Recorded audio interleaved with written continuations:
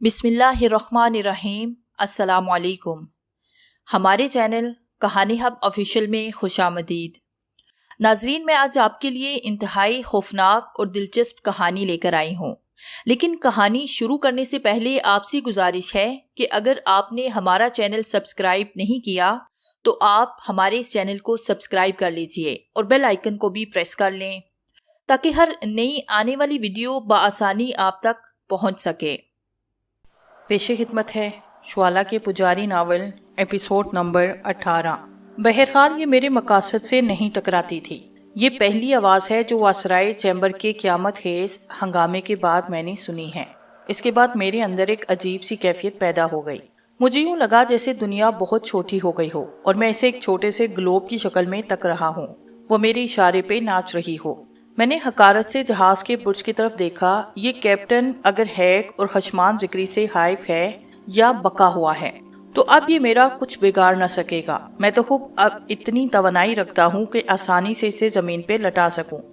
मैं जिस मकसद के लिए मिस्र तक आया हूँ वो भी यही है कि अपनी रुसवाई और तबाही का बदला लूं और अपना हिसाब चुकाऊं और प्रोफेसर एहतशाम बे का इंतकाम भी लूं। इन हालात में भी अब मुझे यकीन हो गया था कि अब मैं इस कदर बेबस नहीं जितना आपसे कुछ देर पहले था। ये आवाज मुझे बिला सबब सुनाई नहीं दी। अब जो कुछ भी होगा मेरे हक में होगा। हाँ, अब जो कुछ भी होगा तुम्हारे हक में होगा, बेफिक्र हो।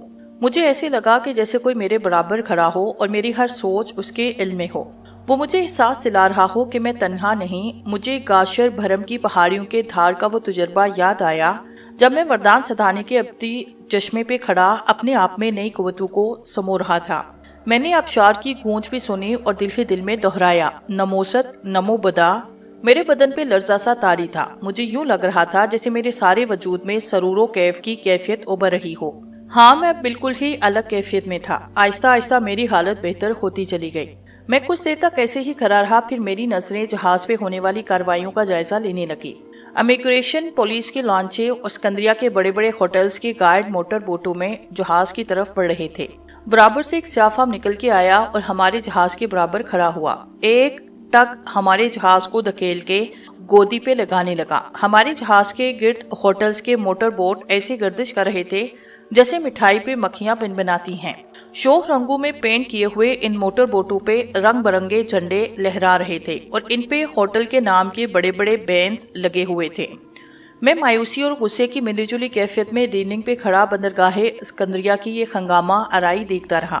मुझे अब भी एहसास था कि कैप्टन की बुजदली से हाथ आया हुआ शिकार निकल गया है। एक बार फिर मुझ पे कारी ज़रब लगा गया। वो हाथ से निकल गया और अब सिकंदरिया के भरे परे शहर में उसकी तलाश में मुझे भटकना पड़ेगा। खैर, कुछ वक्त और सही है कि लॉन्च दूर किरणों के जंगल में गुम होने वाली थी। मैंने हसरत से उसे जाते हुए देखा। हाली हाली नजरों से जहाज के गिर्द घूमने वाली मोटर बोटों को देखने लगा। अचानक मुझे एक आवाज अपने कानों में सुनाई दी। मुझे कोई पुकार रहा था, हकान साहिब, हकान साहिब। इंजनों के शोर में पुकारने वाले की आवाज मुझे साफ सुनाई दे रही थी और ये मेरा वहम ना था। मैंने हड़बड़ा के देखा, एक शख्स सफेद सूट में मलबूस करीब एक मोटर बोट पे खड़ा मुझे मुतवज्जे कर रहा था। उसकी आवाज फिर आई, हकान साहिब, मैं हूँ आपका दोस्त, मुझे पहचानिए, मैं हूँ आपका दोस्त रहमान जस्तानी। मैंने अपने जहन पे जोर देने की कोशिश की। मेरे मुंह से मध्यम आवाज निकली, रहमान जस्तानी। मैं तो सिकंदरिया में रहने वाले किसी रहमान जस्तानी को नहीं जानता। मुझे ऐसे लगा जैसे ये चेहरा मेरा देखा हुआ हो। यज़दानी, मैं सोचने लगा। मोटर बोट के खड़े हुए उस शख्स ने मुझे फिर से मुखातिब करते हुए कहा, मैं रहमान यज़दानी हूँ, सुल्तान मियाँ का साथी। अब भी याद नहीं आया आपको? अरे, मेरा और आपका तो बचपन से साथ रहा है। अचानक मेरे जहन में छनाका हुआ। मुझे माजी के बहुत से वाकयात याद आए। बाबा जान और सुल्तान मियाँ के साथ में कितनी ही बार शिकार को गया था। इस वक्त सुल्तान मियाँ के साथ रहमान जज़दानी हुआ करता था। वो इनका सरकारी दोस्त था। वो एकदम चीहा, मैं तो तुम्हें पहचान गया यज़दानी। अरे बाप रे बाप, तुम पर तो जैसे उम्र ठहर गई हो, कोई तब्दीली नहीं हुई तुम में। कैसे आए हो? बस आपको लेने आया हूँ, आप बोट पे आ जाइए, मैं बोट को करीब लगवाता हूँ। रहमान जस्तानी ने ऐसे कहा जैसे सब आसान सी बात हो और जहाज से फरार होना कोई मुश्किल अमर ना हो। मैंने उसके अल्फाज हैरत से सुने। उसके बाद चारों तरफ हैरत से देखा तो रहमान जस्तानी बोला, सोचिए मत, आइए लॉन्च पे कूद जाइए, हमारे पास ज्यादा वक्त नहीं। मेरे पास इसके सिवा कुछ चारा न था कि मैं वही करूं जो जज़दानी कह रहा है। वैसे एक लम्हे के लिए मेरे बदन में थरथराहट सी दौड़ गई। ये सुल्तान मियाँ भी मामूली आदमी मालूम नहीं होते। ان کے ہاتھ کئی دور تک پھیلے ہوئے ہیں۔ میں نے جہاز سے کودنے کا فیصلہ کیا۔ موٹر بوٹ قریب آ کے تقریباً جہاز سے لگی۔ میں ریلنگ کو تھام کے باہر کی طرف جھول گیا اور سر جھکا کے نیچے دیکھا۔ موٹر بوٹ مجھ سے 10-12 فٹ نیچے ڈول رہی تھی۔ میں نے کودنے کی کوشش کی ہی تھی، میں نے دیکھا چیف آفیسر اور امیگریشن کا ایک سارجنٹ میری طرف دوڑتے ہوئے چلے آ رہے تھے۔ ارے مسٹر ٹھہرو ٹھہرو، کہاں جا رہے ہو؟ چیف افسر دھارا۔ پولیس سارجنٹ بھی میری جانب دوڑ رہا تھا۔ میں نے تیزی سے سر گھما کے نیچے بوٹ کو دیکھا۔ یزدانی ہاتھ ملا کے مجھے کودنے کا اشارہ کر رہا تھا۔ اچانک ہی سارجنٹ نے اپنا ریوالور نکالا اور بولا، رک جاؤ لیفٹیننٹ، نہیں تو۔ اس نے دھمکانے کے لیے میرا نشانہ لیا۔ میں نے چھلانگ لگانے کا ارادہ کیا تو مجھے ایسے لگا جیسے جہاز نے میرے پاؤں پکڑ لیے ہو۔ میرا جوتا ریلنگ کے پار اور لوہے کے ستون میں پھنس گیا۔ امیگریشن پولیس کا آدمی، جہاز کا چیف افسر، مجھ سے بمشکل تمام 50 قدم کے فاصلے پہ تھا۔ یہ منحوس جوتا اگر نہ نکلا تو میں مارا جاؤں گا۔ نیچے سے زردانی مجھے پکار رہا تھا، اوپر سے پولیس والا، یعنی وہ سارجنٹ جو چیخ کے کہہ رہا تھا، لیفٹیننٹ رک جاؤ ورنہ گولی مار دی جائے گی، رک جاؤ۔ وہ دونوں اب مجھ سے 20-25 فٹ کے فاصلے پہ تھے کہ میں نے پوری طاقت لگا کے جھٹکا دیا۔ میرا پیر ریلنگ کے ستون اور تاروں کے رسے سے آزاد ہوا۔ دوسرے لمحے میں نے پیچھے کی طرف جھکولا دے کے ہاتھ چھوڑ دیے۔ سارجنٹ اپنا ریوالور لہراتا رہ گیا۔ میں بڑے بے ڈھنگے انداز میں بوٹ پہ گرا۔ یزدانی نے بھی چیخ کر موٹر بوٹ کے ڈرائیور سے کہا اور موٹر بوٹ گولی کی طرح اچھل کے کھلے سمندر کی طرف روانہ ہو گئی۔ جہاز کے عرصے پہ امیگریشن اور جہاز کے عملے کے لوگ جمع ہو رہے تھے۔ 20 منٹ تک ہم ناچوں اور ماہی گیر کشتیوں کے ہجوم میں راستہ تلاش کرتے رہے۔ پھر ایک قدیم محراب والا پل نظر آیا۔ دوسرے میں اسے بھی لوہے کا پل سمجھا تھا، مگر اس پہ تو برسوں سے کائی جمی تھی۔ سمندری کیڑے اپنا گھر بناتے رہے تھے۔ اس پل کے نیچے سے گزر کے ہم ایسی جگہ پہنچے جہاں سمندر کا پانی پتلی نہر کی شکل میں اندر گنجان بستی میں چلا گیا تھا۔ کچھ دور اس سمندری نہر میں چلتے رہنے کے بعد موٹر بوٹ ایک اور پتلی سی نہر کے جانب مڑ گئی۔ کوئی 10 منٹ تک ان بھول بھلیوں میں چلنے کے بعد موٹر بوٹ ایک مضبوط سلاخوں والے ایک بہت بڑے پھاٹک کے سامنے رکی۔ زنگ اور سمندری کائی سے پھاٹک کی سلاخیں اس حد تک خراب ہو گئی تھی کہ اچھا خاصا لوہے کا دروازہ پتھر یا لکڑی کا دروازہ معلوم ہوتا تھا۔ آخرکار ڈرائیور نے انجن بند کیا۔ موٹر بوٹ کے چھوٹے سے تختے پہ کھڑے ہو کے 2 انگلیاں منہ میں دے کے زور سے سیٹی بجائی۔ اس لکودک سنگین عمارت میں کہیں دور ایسے ہی سیٹی جوابی طور پہ سنائی دی۔ پھر اوپر کی ایک خستہ حال کھڑکی سے کسی سیاہ فام نے جھانک کے نیچے دیکھا اور کچھ کہا۔ اس کے الفاظ میری سمجھ میں نہیں آئے تھے، لیکن پھر 2-3 منٹ تک ہمیں انتظار کرنا پڑا۔ پھر گڑگڑاہٹ کے ساتھ یہ وزنی پھاٹک آہستہ آہستہ اوپر اٹھنا شروع ہوا۔ اوپر کسی طرح کی کیلیں لگائی گئی تھی جن کی مدد سے یہ منو وزنی پھاٹک اٹھایا جا رہا تھا۔ پھر اندر سے کمر کمر پانی میں چلتا ہوا وہی سیاہ فام آگے آیا۔ اس کے ہاتھ میں ایک لمبا سا بانس دبا ہوا تھا جس کے سرے پہ لوہے کا ایک ہک لگا ہوا تھا۔ اس نے موٹر بوٹ کے کسی تہتے پہ یہ ہک پھنسایا اور بار برداری کے بیل کی طرح آگے جھک کے اس نے بوٹ کو کھینچنا شروع کر دیا۔ تھوڑی دیر میں موٹر بوٹ اس عمارت کے نیم تاریک ماحول میں پہنچ گئی۔ پھر سیاہ فام نے ایک سوئچ آن کیا۔ چھوٹے سے بلب کی زرد روشنی سے اس آبی گراج کی فضا اور زیادہ اداس ہو گئی۔ اس نے دوبارہ پھاٹک گرایا اور پھر یزدانی نے مجھ سے کہا، آؤ۔ ہم لوگ موٹر بوٹ سے نیچے اترنے لگے۔ اسی وقت میں نے دیکھا کہ سیاہ فام اندر سے ایک بہت بڑی ترپال گھسیٹتا ہوا آیا۔ مجھے اندازہ ہو گیا کہ یہ ترپال اب یقیناً موٹر بوٹ پہ ڈالی جائے گی اور ایسے قصہ ختم ہو جائے گا۔ میں بڑی محویت سے یہ ساری کاروائی دیکھ رہا تھا کہ یزدانی میرے اس تعجب کو دیکھے ہنسا اور بولا، حقان صاحب، اب یہ بوٹ امیگریشن کے باپ کو بھی نہ ملے گی۔ ہفتے 2 ہفتے کے بعد یہ نئے رنگ و روغن کے بعد نیا نمبر لے کے یہاں سے باہر آئے گی اور اپنا کام شروع کر دے گی۔ لیکن یزدانی، جہاز کے تقریباً تمہارے سب لوگ جانے والے ہوں گے۔ انہوں نے تمہیں فرار ہوتے ہوئے دیکھ لیا ہوگا۔ 100%۔ میرے بہت سے شناسا قرب و جوار میں موجود تھے، میری کارروائی کو دیکھ رہے تھے۔ تو پھر کیا ہوگا؟ وہ سب جانتے ہیں کہ یہ بوٹ رحمانی یزدانی کی ہے، تو کیا وہ امیگریشن والوں کو نہیں بتائیں گے؟ یہ اسکندریہ کی بندرگاہ ہے جناب حقان صاحب، کیا سمجھ رہے ہیں آپ؟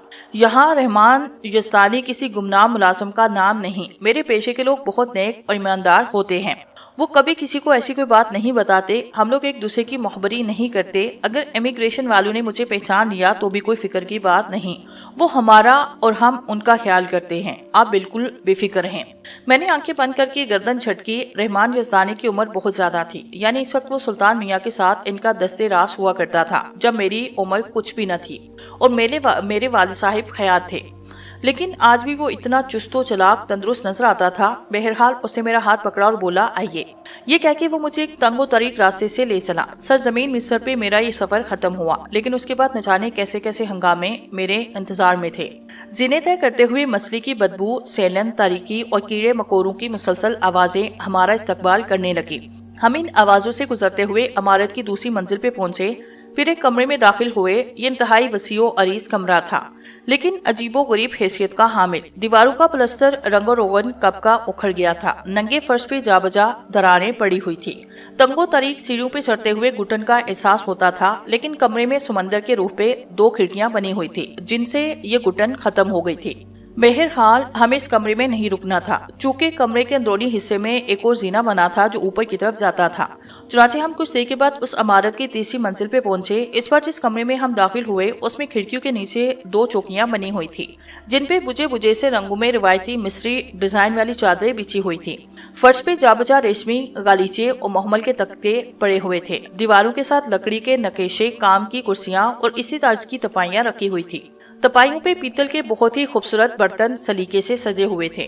لمبی گردن والی سراہیاں اور پیالے دیکھ کے مجھے کشمیری آرٹ کے وہ ایمپوریم یاد آئے جہاں سے ملازمت کی مدت پوری کر کے وطن لوٹنے والے انگریز 200-400 روپے کا سامان خرید کے جہاز میں سوار ہوتے تھے اور گھر پہنچتے تو اپنے دوستوں کو اکٹھا کر کے بیٹھتے اور ڈینگے مارتے کہ یہ پیالہ مہاراجہ کپور تھلا نے اپنی سالگرہ پہ مجھے تحفہ دیا تھا۔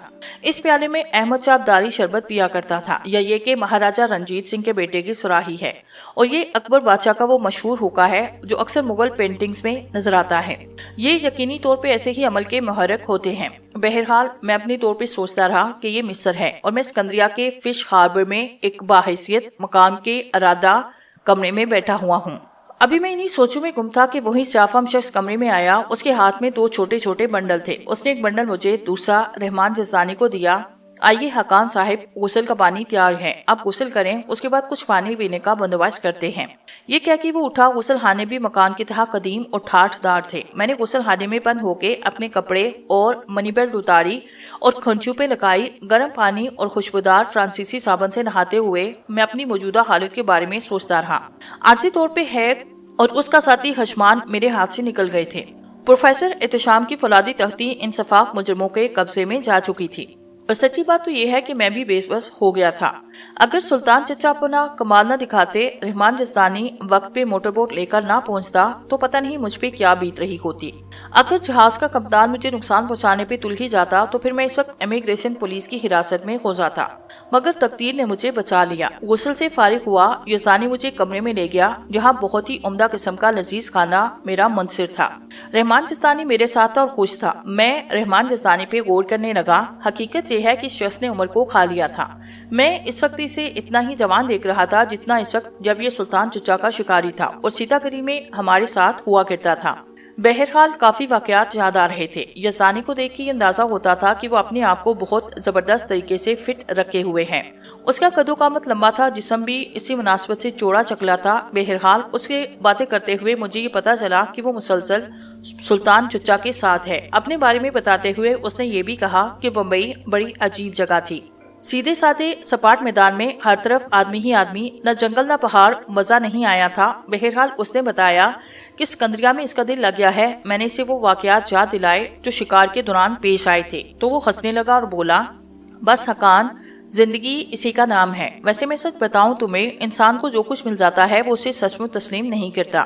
آج یاد کرتا ہوں تو اندازہ ہوتا ہے کہ سیتا گڑھی میں جو مزے تھے وہ کہیں اور نہیں۔ بس یوں سمجھو کہ سیتا گڑھی ہمیشہ یاد آتا ہے۔ ہاں یقیناً۔ ویسے میں تمہیں دیکھ کر خوش ہوا ہوں۔ ایک لمحے کے لیے تو میں تمہیں پہچان نہ سکا، مجھے معاف کرنا۔ اصولی طور پر تو تمہیں اب ایک بوڑھا آدمی ہونا چاہیے تھا، مگر تم نے تو جیسے دوسرا جنم لیا ہے۔ پھر ہم نہ جانے کیسے کیسی باتیں کرتے رہے۔ بچپن میں ہمارے ایک اور ساتھی تھے، یہ سلطان چچا کا بھتیجا تھا، اسے پرنس کہا جاتا تھا۔ پرنس بڑا پرخلوص اور پینترے باز، لڑکیوں کے مقابلے میں انتہائی ناقابل اعتبار، خوش باش مگر مست آدمی تھا۔ بہت چھوٹی سی عمر سے لڑکیوں کے چکر میں رہنے لگا اور ابھی تک وہی عیش و عشرت ہو رہی تھی۔ یزدانی نے کہا، مگر کمال کی شخصیت تھی یہ پرنس بھی۔ کہاں ہے آج کل؟ کیا بتائیں، بس کہاں ہے؟ کیوں خیریت؟ بڑی لمبی کہانی ہے، پھر کسی وقت سناؤں گا۔ ویسے پرنس قاہرہ میں ہے اور مزے کر رہا ہے، میرا مطلب مصر میں ہے۔ پرانی باتیں بھی کیا چیز ہوتی ہیں۔ جب یزدانی نے مجھ سے اس بارے میں سوال کیا تو میں نے اسے بتایا کہ میں بھی اپنے دشمن سے ایک پرانا حساب چکانے آیا ہوں۔ دشمن؟ ہاں، کیا قصہ ہے؟ بس میرا ایک دوست پروفیسر احتشام بھی قتل ہوا۔ پھر میں نے اسے فولادی تختی کی چوری، سکندریہ کے میر خشمان ذکری کے ساتھ ہیگ کے فرار کی تفصیل بتائی۔ یزدانی خاموشی سے واقعات سنتا رہا۔ ذکری کے نام پہ چوکار پوچھنے لگا، سکندریہ کا میر ذکری، وہ جو خوبصورت سوٹ پہنتا ہے اور فرنچ کٹ داڑھی ہے؟ بالکل وہی۔ کیا اس نے جہاز کے آدمی سے کہا تھا کہ وہ سکندریہ کا میر ہے؟ ہاں۔ یزدانی نے ایک زبردست گالی دی، پھر بولا، وہ میر ویر کچھ نہیں، سمگل ہے، حرامی ایک نمبر کا۔ یہاں قاہرہ میں اس کا منشیات کا بہت بڑا کاروبار پھیلا ہوا ہے۔ محلوں میں رہتا ہے، ایک محل اس کا سکندریہ میں ہے، قاہرہ میں ایک عالیشان ہوٹل۔ ویسے ہے بڑا باثر اور خبیث آدمی، نہ جانے کتنے افراد کو قتل کر چکا۔ پولیس اس کا کچھ بگاڑ نہیں سکتی، باقاعدہ پولیس کو بتا دیتا ہے۔ خیر کوئی ایسی بات نہیں، اللہ کا فضل ہے، ہمارا بھی یہاں ایک باقاعدہ گروہ ہے۔ یزدانی بھائی، میں خشمان ذکری پہ نہیں بلکہ براہ راست ہیگ پہ ہار ڈالنا چاہتا ہوں۔ اس سے پہلے وہ تختی حاصل کرنا چاہتا ہوں جو یہ دونوں جہاز سے چرا کے لائے ہیں۔ یزدانی کچھ سوچتا رہا۔ مجھے اندازہ نہیں تھا کہ وہ خود پتہ نہیں کون کون سے دندوں میں پھنسا ہے۔ میں یہ بھی نہیں چاہتا تھا کہ میری وجہ سے وہ سکندریہ میں دشمنیاں بڑھا لے۔ پھر یہ اصول کی بات تھی کہ ہیگ میرا دشمن تھا، مجھے خود ہی اس سے حساب چکانا تھا، اور یہ الفاظ میں نے یزدانی سے کہے تو اٹھ کے ٹہلنے لگا۔ پھر بولا، بات اصل میں یہ ہے خاقان صاحب کہ وقت انسان کو کتنا ہی تبدیل کر دے، اگر اس کے اندر ظرف ہے تو وہ اپنا ماضی نہیں بھول سکتا۔ آپ کا دشمن میرا دشمن، آپ بڑے گھر کے آدمی ہیں، میں تو آپ کا ملازم تھا، لیکن آپ نے مجھے دوست بنایا تو دوستی کا حق بھی ادا کروں گا۔ میں جانتا ہوں کہ ہیگ خشمان ذکری کے ساتھ ہوگا، بہرحال کچھ نہ کچھ کریں گے۔ ایک بات تو رحمان یزدانی، میں پروفیسر احتشام کے ساتھ اس انگریز جوڑے مسٹر اور مسز اسمتھ کو تلاش کرنا چاہتا ہوں۔ یہ تو کوئی مشکل کام نہیں، ہم انہیں چند ہی گھنٹوں میں تلاش کر لیں گے۔ میں یہی چاہتا ہوں کہ اس سلسلے میں وقت ضائع نہ کیا جائے۔ یزدانی کچھ سوچنے لگا، پھر اچانک اس کی نظریں مجھ پہ جمی۔ وہ کسی خاص خیال کے تحت مجھے دیکھ رہا تھا۔ اس نے سوال کیا، خاقان، آپ نے داڑھی کتنے عرصے سے رکھی ہے؟ پہلے میں کلین شیو رہتا تھا، بس ذرا تھوڑی سی گڑبڑ کے بعد یہ خلیہ اختیار کیا۔ جہاز پہ ہیگ نے آپ کو پہچانا تو نہیں؟ جہاز پہ میں شاہی بحریہ کے لیفٹیننٹ کی وردی میں تھا، داڑھی نے میرا خلیہ مکمل چینج کر دیا، میں چشمہ بھی پہنتا تھا۔ اس کے علاوہ ہیگ سے میرا آمنا سامنا کم ہوا، مجھے یقین ہے کہ اس عرصے میں اس نے مجھے نہیں پہچانا۔ میں اسے بتا رہا تھا، وہ میری صورت دیکھ رہا تھا، پھر اس نے گردن ہلائی، بولا، ابھی آتا ہوں۔ تھوڑی دیر کے بعد جب وہ کمرے میں آیا، اس کے ہاتھ میں شیونگ کٹ اور بڑا سا آئینہ تھا۔ یہ ہاتھ سے صاف کرو۔ مگر اس سے کیا مسئلہ ہے؟ وہ مجھے خاقان کی حیثیت سے پہچان لے گا۔ بالکل ٹھیک ہے، لیکن کم از کم تمہیں اس حیثیت سے نہیں پہچانا جائے گا جو تمہاری موجودہ حیثیت ہے۔ امیگریشن پولیس بھی جو تمہارے جہاز سے اچانک فرار ہونے کی وجہ سے تمہاری تلاش میں ہوگی، تمہیں پہچان نہ سکے گی۔ ایسے تم سکندریہ میں آزادی سے گھوم پھر سکو گے۔ اوکے، میں نے اس سے اتفاق کیا۔ ایک بار پھر میں بغیر داڑھی کے نظر آنے لگا۔ مجھے خود اپنا وجود ہلکا پھلکا اور ایک عجیب سی کیفیت کا حامل محسوس ہوا۔ میں سوچ رہا تھا کہ بہرحال یہ بہتر ہے۔ اب ایسا کرو کہ کم از کم 2 گھنٹے آرام کرو، اس کے بعد باہر نکلیں گے۔ آؤ میں تمہیں تمہاری آرام کی جگہ دکھا دوں۔ جس کمرے میں مجھے پہنچایا گیا وہ بھی ہر لحاظ سے ایک آرامدہ کمرہ تھا۔ بستر پہ لیٹ کے بہت سی یادیں ذہن سے گزرنے لگی، لیکن میں نے اپنی قوت ارادی کا ساتھ حاصل کر کے نیند کو اپنے قریب بلا ہی لیا تھا۔ 2 گھنٹے تک آرام کے بعد خود یزدانی نے مجھے جگایا۔ وہ خود بھی لباس تبدیل کر چکا تھا۔ اس نے میرے لباس کا بندوبست کیا۔ بہرحال تیاریاں ہوئیں۔ ہم عمارت کے دوسرے رخ پہ روشن سیڑھیوں سے اتر کر چوڑی گلی میں پہنچے جس میں پتھروں کا فرش کیا گیا تھا۔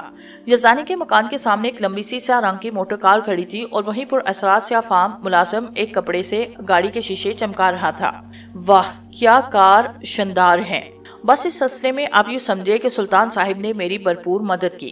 ویسے کبھی کبھی پرنس بھی سکندریہ آتے ہیں، اور وہ 2-4 دن کے لیے، لیکن جب بھی آتے ہیں کسی لڑکی ورکی کے چکر میں آتے ہیں۔ میری زبان پہ ایک لمحے کے لیے یہ الفاظ آنے لگے کہ میں پوچھوں، آخر ان لوگوں کا دھندا کیا ہے؟ مگر اس وقت مناسب نہیں۔ مجھے سب سے پہلے مسٹر اور مسز اسمتھ کی تلاش تھی، جو کم از کم مجھے یہ بتا سکتے تھے کہ جہاز سے میرے فرار ہونے کے بعد کیا حالات تھے۔ آہستہ یزدانی نے اسٹیئرنگ سنبھالا۔ ہم بیش در بیش راستوں سے گزرنے لگے۔ ویسے اس میں کوئی شک نہیں کہ اس پوری بستی میں یزدانی کے مکان جیسا اور کوئی شاندار مکان نہیں تھا۔ वैसे पुख्ता मकान भी थे, पत्थर के इमारतें भी 2-3 नजर आई, लेकिन वो किलानुमा मकान जिसमें मैंने बना ली सबसे मुख्तलिफ था। बहुत ही बुलंदो बाला और शानदार हैसियत का मालिक। कच्चे मकानात और झोंपड़ियां बेशुमार थी। गलियों में नीम बरहनास या फार्म खबशी और मिस्री बच्चे लंबे लंबे कुर्ते पहने दौड़ते फिर रहे थे। यजानी की गाड़ी देख के बच्चों का एक गोल पीछे लगा। वो न जाने क्या चीख रहे थे। यजानी हाथ हिला हिला के उन्हें जवाब दे रहा था।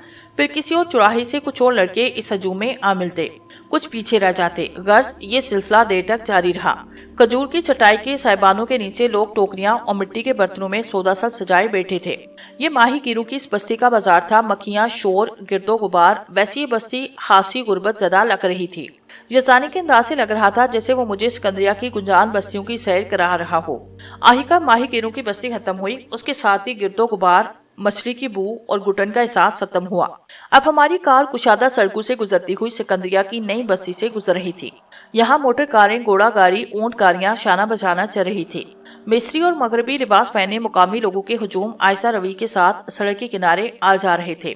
सिकंदरिया का इलाका हासी अच्छा था। मिस्र की तेज धूप से संगलाए हुए चेहरे, कोयले की इतिहास या चमकदार खुले हुए कंदमी रंग के चेहरे और सफेद फार्म चेहरे जो मिस्री भी थे और मगरबी मुल्कों से आए हुए आबादकार भी, भांत भांत के लिबास पहने हुए लोग।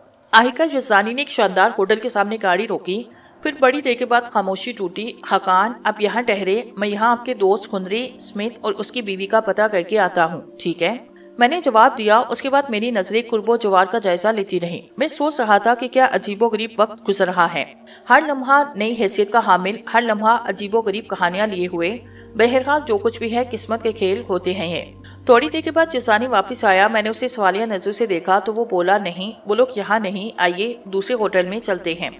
बहरहाल हम एक और शानदार होटल में पहुंचे जिसके दराजों पे बावर्दी दरबार मुजस्मों के तहत खड़े थे। शाम होने वाली थी। मुकामी लोग लंबी लंबी कारों और भगियों से उतर कर आ रहे थे। हमारी कार इस होटल के सामने रुकी तो एक लंबा तिरंगा दरबार लिपका और दरवाजा खोल के झुका। उसने बड़े अदब से यज़दानी को सलाम किया। ये कोई आम सलाम न था। इसका मतलब था कि यज़दानी यहाँ के मुस्तकिल गाहकों में होगा।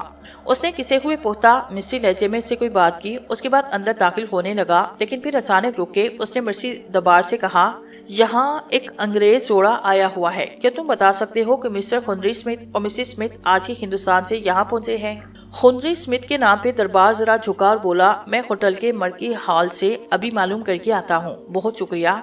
वो लोग इसी होटल में ठहरे हैं, कमरा नंबर 706। और कोई हुक्म आका? बहुत शुक्रिया, लेकिन वो इस वक्त मौजूद नहीं, कहीं बाहर गए हैं। आप आराम से तशरीफ रखें, मैं आपका सलाम पहुंचा दूंगा। यज़दानी ने उसकी मेहनत का मुआवजा दिया, कुछ रकम अदा की जिसे जेब में रख के उसने सलाम किया और वहां से चला गया। हम मरकजी हॉल से मुल्हिका लिविंग रूम में पहुंचे। यज़दानी ने कॉफी मंगाई। हम दोनों मिस्टर और मिसेस स्मिथ के इंतजार में बैठ गए। सिकंदरिया पे बहरिया रूम की शानदार शाम उतर रही थी। खासी रौनक थी। दोहरी ठोरियों वाले अफंदी थल थल करते, जिस्मों पर नई तराश के सूट चढ़ाए सरकारी हुकाम सुख बनात की तरपोश पहने या स्याह बालों को तेल से चमकाए गैर मुल्की परफ्यूम की खुशबुएं उड़ाते हर तरह के लोग यहाँ आ रहे थे। उनके साथ किटे हुए जिस्मों वाली यहूदी और तुर्की हसीनाएं थी जो फ्रांसीसी अंदाज के भड़कीले और संजीदा लिबास पहने यूरोपियन औरतों से ज्यादा यूरोपियन बनी हुई बात बात पे इतरा रही थी। हम दोनों काफी देर तक ये तमाशा तकते रहे। फिर जब वहां से उकताहट हुई तो बाहर निकल आए। यज़दानी ने काउंटर पे जाके मालूम किया तो पता चला कि 706 के मेहमान अभी तक वापस नहीं आए। चुनांचे हम वक्त गुजारी के लिए आए, सिकंदरिया की रोशनी देखने लगे। रहमान यज़दानी तो इस हंगामा अंगेज बंदरगाही शहर के माहौल में इस कदर रचबस गया था जैसे पानी में मछली। मुझे अंदाजा हो रहा था कि वो यहाँ काफी मकबूल हैसियत का शख्स है। कीमती लिबास और हीरे जड़ी अंगूठियां पहने कितने ही मिस्री बशिंदे उसे पहचान के लिपकते और मुसाफा करते। कोई आधे ही घंटे में दर्जन भर मुलाकातियों से साहिब सलामत हुई। 3-4 ने उसे अपने बैठने का दावत दी। इससे सिगार पेश किए। भड़कदार कपड़ों में मलबूस बनी सवरी कई मिस्री यहूदी तरकी हसीनाएं इटलाती हुई आई और रहमान यज़दानी से एक आध फिक्रा कह के और एक आध फिदरा सुन के तितली की तरह मारती हुई गुजर गई। तब रहमान यज़दानी ने मुस्कुरा के मेरी तरफ देखा और बोला, आपको तो ये सब अजीब लग रहा होगा। असल में इस तरह के होटल में ऐसी औरतों का जबरदस्त अड्डा होता है। ये जो बेशुमार चढ़ी मूछों वाले मर्द और सुख सुनहरी और स्याह लिट्टू वाली औरतें नजर आ रही हैं, इनके जाहिरी ठाट पाट पर मत जाए। इनमें कितनी ही औरतें इन बड़ी मूछों वाले दलालों के कब्जे में हैं। चार छह छह घोड़ों की भगियों में आने वाली कितनी ही खवातीन रात ढले यहाँ से गाहक फांस कर अपनी आलीशान महलों की हलवतों में लौट जाती हैं। इन पे खर्च किए हुए कीमती खानों, शराब और दूसरी चीजों का पूरा हिसाब वसूल किया जाता है। लेकिन एक बात मैं आपसे कहूँ, ये मिस्र का असल चेहरा नहीं, ये एक बंदरगाह शहर का सबसे बड़ा होटल है। किसी बंदरगाही शहर के सबसे बड़े होटल में इस शहर के और मुल्क के नुमाइंदा लोग नहीं पहुंचते। मिस्र के किसान, सिपाही, आलम, दानश्वर, अहले दिल नीम तारीख घरों में इस तामुरात शहर पे शाम उतरती हुई देखते हैं और सुबह के सूरज की लो लगा के बैठ जाते हैं। ये तो सतह नील पे बहता हुआ कचरा है जो मुद्दतों यूरोप के कोनों कुदरों में सड़ता रहा, फिर नील के मुकद्दस पानी पे आ ठहरा और अगले सैलाब तक सड़ता रहेगा। मगर यकीन कीजिए हकान साहिब, मिस्र दरियाए नील के एक ऐसी निगरानी का इंतजार कर रहा है जो बैनुल अक़वामी गलासत का ये अंबार बहरिया रूम को लुटा देगी।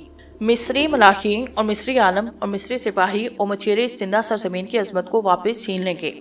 ये तमाम खूबसूरत दल्ले और ये नरमो नाजुक फाकशाएं अगले सैलाब के बाद देखने तक को ना मिलेंगी।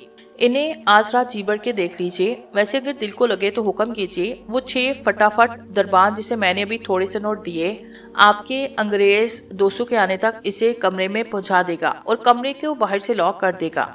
अभी मुलाजा कर लीजिए, जी चाहे तो फुर्सत के खाइए, जैसा पसंद करें। उसकी आवाज की तलही को मैंने नुमाया महसूस किया। मैंने हैरानगी से उसे देखा, फिर कहा, रहमान जस्तानी, आपको बुजुर्ग कहने को दिल नहीं चाहता, लेकिन आपके तहले के लहजे की तलही का कुछ अंदाजा है मुझे। क्या कहना चाहते हैं आप? साफ साफ अल्फाज में कहिए। हकान साहिब, मैंने इतने मुख्तसर जिंदगी में यहाँ के लातादाद रंग देखे हैं। 3 बार मैं गनौनी बीमारी में मुब्तला हुआ। अब यही फैसला किया मैंने, बल्कि मेरा बेहतरीन तजुर्बा है कि हमारी छोटी सी सीतागढ़ी इस कायनात का सबसे हसीन इलाका है। वहाँ नेक बस्तियां हैं। मेरी सीतागढ़ी ऐसे हजारों बैनुल अक़वामी शहरों से लाख दर्जे अच्छी है।